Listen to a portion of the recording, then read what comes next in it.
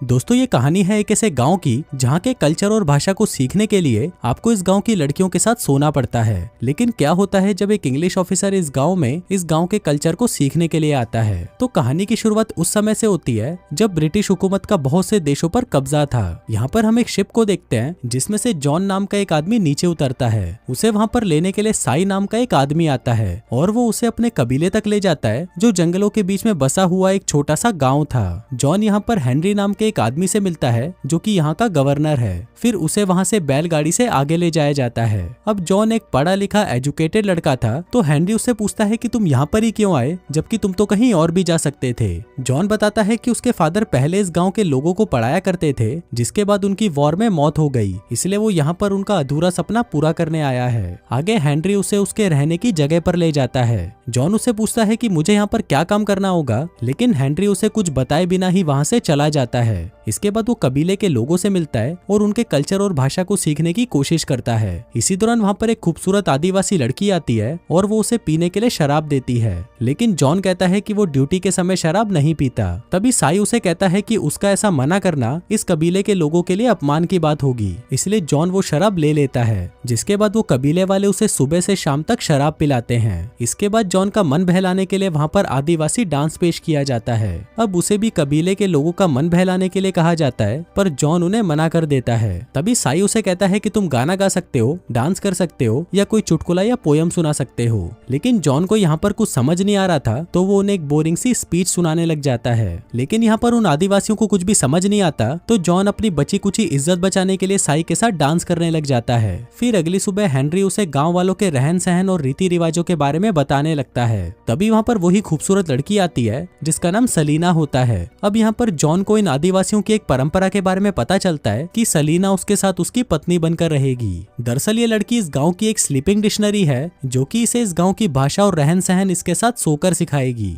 Henry उसे बताता है कि सेलिना ने तुम्हें खुद चुना है और तुम ब्रिटिश गवर्नमेंट के कॉन्ट्रैक्ट के हिसाब से अगले 3 सालों तक शादी नहीं कर सकते, इसलिए तुम इतने सालों में यहाँ पर अकेले पड़ जाओगे। अब बेहतर तो यही रहेगा कि तुम्हें ये ऑफर मान लेना चाहिए। लेकिन जॉन उन्हें मना कर देता है और कहता है कि सेलिना उसके साथ सोए बिना भी उसको भाषा और कल्चर सिखा सकती है। लेकिन आखिर में डिसीजन ये लिया जाता है कि जॉन को हेनरी की बात माननी पड़ती है और उसी दिन से सेलिना उसके साथ उसके घर पर रहने लगती है। लेकिन अब साथ रहने के बाद भी जॉन उसे छूता तक नहीं। अब ये सारी चीजें उनका बावर्ची भी देखा करता था और उसे लगता था कि जॉन को लड़के पसंद है, इसलिए वो अगले दिन जॉन के लिए एक लड़का लेकर आता है और उसे कहता है कि आज रात तुम इसके साथ सो जाना। अब ये देखकर जॉन घबरा जाता है और उस पर गुस्सा करने लगता है। वहीं सेलिना भी ये सब देख रही होती है और वो भी गुस्सा होकर वहाँ से चली जाती है। सुबह होते ही जब जॉन बाहर आता है तो वो देखता है कि सेलिना तो पूरी रात उसके घर के नीचे सोई हुई थी। फिर बावर्ची बताता है कि अब वो अपने घर वापस नहीं जा सकती क्योंकि लोगों को ऐसा लगेगा कि तुम उसके साथ इसलिए नहीं सोए क्योंकि वो बदसूरत है। अब जॉन उसे प्यार से समझाते हुए कहता है कि मैं तुमको पसंद तो करता हूँ, लेकिन मैं तुम्हारे साथ सो नहीं सकता क्योंकि मेरा मन ऐसा करने के लिए मान नहीं रहा, लेकिन मैं ये प्रॉमिस करता हूँ कि मैं तुम्हारे साथ सोने की कोशिश जरूर करूंगा। फिर उसी रात सेलिना उसे गाँव की भाषा सिखाने लगती है, लेकिन अभी भी वो उसके साथ नहीं सोता।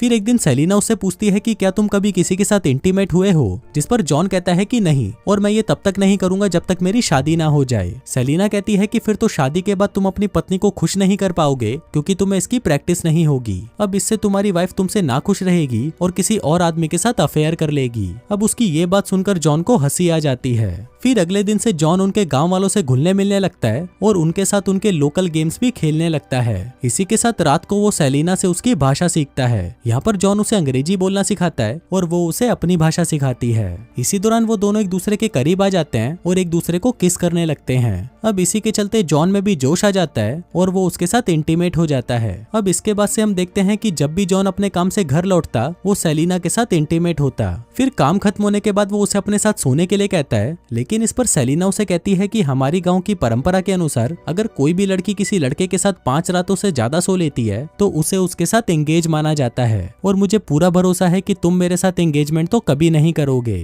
फिर उसी रात गाँव में सरकार के कुछ लोग आते हैं और उनमें से एक डैनियल होता है जिसे कबीले के लोग कुछ खास ज्यादा पसंद नहीं थे और उनमें से एक होती है गवर्नर की बेटी जेसिका। जेसिका। वहीं हेनरी जॉन से कहता है कि तुम्हें सिर्फ ब्रिटिश हुकूमत के लिए ही काम करना होगा और कबीले के लोगों को तुम सिर्फ काम के नजरिए से देखोगे।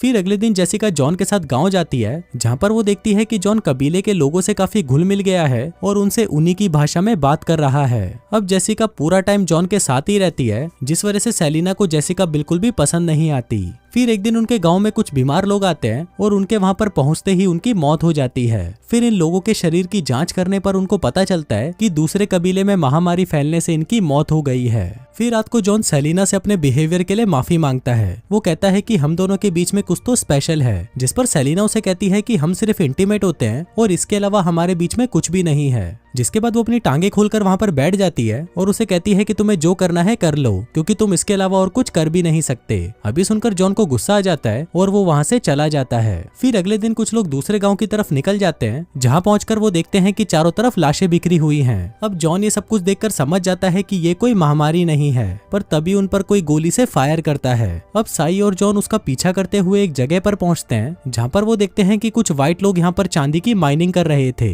इसके साथ ही इन्हें ये भी पता चलता है कि इस गांव के लोग चावल की खेती नहीं करते थे और वो चावल इन गोरे लोगों से लेते थे, लेकिन ये लोग उनको चावल में जहर मिला के दिया करते थे ताकि सभी कबीले वाले मर जाएं और माइनिंग वाली बात किसी को पता ना चले। अब जॉन ये बात उन सब गांव वालों को बता देता है, जिसके बाद गांव वाले उन गोरे लोगों पर हमला करके उन्हें मार डालते हैं और उनकी जान बचाने के लिए जॉन का धन्यवाद करते हैं। अब इसके बाद जॉन सेलिना को शादी के लिए प्रपोज करता है, लेकिन सेलिना को ये डर था कि ब्रिटिश लोग उसकी शादी नहीं होने देंगे और ना ही वो इस रिश्ते को मानेंगे। जॉन उसे कहता है कि तुम इस बात की चिंता मत करो, वो हमारे लोग हैं और मैं उन्हें मना लूंगा। लेकिन जॉन जब ये बात हेनरी को बताता है तो हेनरी उस पर गुस्सा करने लगता है और कहता है कि अगर तुमने सेलिना को नहीं छोड़ा तो तुम्हें 10 साल की जेल हो जाएगी। दूसरी तरफ सेलिना को भी कबीले के सरदार के सामने पेश किया जाता है, जो उसे कहता है कि तुम्हारे लिए अच्छा यही रहेगा कि तुम कबीले में से ही किसी के साथ शादी कर लो। लेकिन इस पर वो उन्हें कहती है कि मैं जॉन से वादा कर चुकी हूँ। तभी साई, जो सरदार का बेटा था, वो उसे समझाने लगता है कि अगर तुमने इनकी बात नहीं मानी तो वो ब्रिटिशर्स उन लोगों के मर्डर का आरोप हम पर लगा देंगे, इसलिए हम तुमसे विनती करते हैं कि तुम जॉन से शादी मत करो।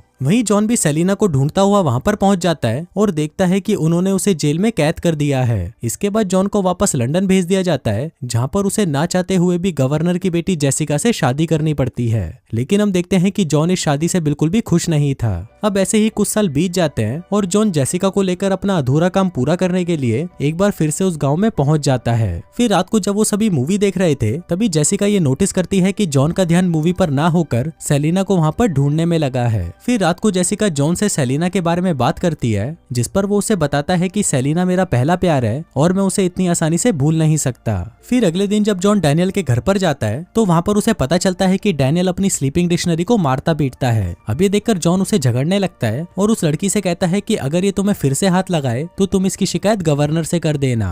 फिर एक दिन नदी के किनारे उसे सेलिना दिखती है, जिसके हाथ में एक गोरा बच्चा था। अब ये देखकर जॉन समझ जाता है कि ये बच्चा उसी का है। फिर रात को वो सेलिना से मिलता है, जहाँ पर वो उसे बताती है कि इस बच्चे का बाप अब साई है, क्योंकि उसने इस सब के बाद भी उसे अपनाया है और आज के बाद अब वो जॉन से कभी नहीं मिलेगी। लेकिन जॉन इतनी पाबंदियों के बाद भी सेलिना से मिलने जाता है। अब इस सब के बारे में डैनियल को पता चल जाता है और वो ये बात जाकर साई को बता देता है, क्योंकि उसे जॉन बिल्कुल भी पसंद नहीं था। फिर उसी रात साई जॉन पर हमला कर देता है, लेकिन तभी सेलिना उसे बचा लेती है। फिर अगले दिन साई को भी कैदी बना लिया जाता है, जहाँ पर हेनरी उसे बताता है कि सेलिना की माँ भी एक स्लीपिंग डिक्शनरी थी और वो मेरी ही बेटी है, लेकिन वो इस बारे में कुछ नहीं जानती। फिर रात को जॉन साई को छुड़ा लेता है और तभी वहाँ पर सेलिना भी चुपके से पहुंच जाती है। फिर जॉन उसे कहता है कि कल हम दोनों साथ में भाग चलेंगे, क्योंकि ये लोग हमें साथ में जीने नहीं देंगे। लेकिन फिर अगले दिन डैनियल सेलिना को ही अपनी स्लीपिंग डिक्शनरी बना लेता है। वहीं दूसरी तरफ जब जॉन घर पर पहुंचता है तो जेसिका उसे बताती है कि वो माँ बनने वाली है। वहीं डैनियल सेलिना को अलग अलग तरह से परेशान करने की कोशिश करता है, लेकिन इससे पहले कि वो उसे और तंग करता, तभी वहाँ पर बावर्ची आकर उसे बचा लेता है। वहीं दूसरी तरफ जेसिका को भी पता चल जाता है कि जॉन वहाँ से भागने वाला है। वो समझ चुकी थी कि जॉन सेलिना से प्यार करता है, इसलिए वो भी उसे परमिशन दे देती है कि तुम उसी के साथ ही खुश रहो। उधर बावर्ची सेलिना को लेकर फेरी तक पहुंचता है, लेकिन जॉन अभी तक वहां पर नहीं पहुंचा था। फिर कुछ देर बाद जब जॉन वहां पर आता है तो बावर्ची उसे बताता है कि सेलिना को लगा कि तुमने उसे फिर से धोखा दे दिया, इसलिए वो ये गांव छोड़कर दूसरे गांव चली गई। अब जॉन उसे ढूंढने निकल जाता है और अगले दिन उसे सेलिना मिल जाती है। अब इससे पहले कि वो वहां से आगे जाते, डैनियल दूसरे गांव से भी वहां पर पहुंच जाता है और उन्हें बांध देता है। जिसके बाद वो सेलिना के साथ जबरदस्ती करने की कोशिश करता है। अब जॉन उसे बचाने लगता है लेकिन डैनियल उसे मारकर नीचे गिरा देता है। इसके बाद वो जॉन को जान से मारने ही वाला था कि तभी कहीं से जहरीले तीर आकर उस पर लगते हैं जो कि वहाँ के गांव वालों ने चलाए थे, और ये वही गांव वाले थे जिनकी जान कई सालों पहले जॉन और सेलिना ने बचाई थी। फिर फिल्म के लास्ट सीन में हम देखते हैं कि जॉन और सेलिना उसी गांव में रहने का फैसला कर लेते हैं, और दोस्तों इसी के साथ ही ये कहानी यहीं खत्म हो जाती है।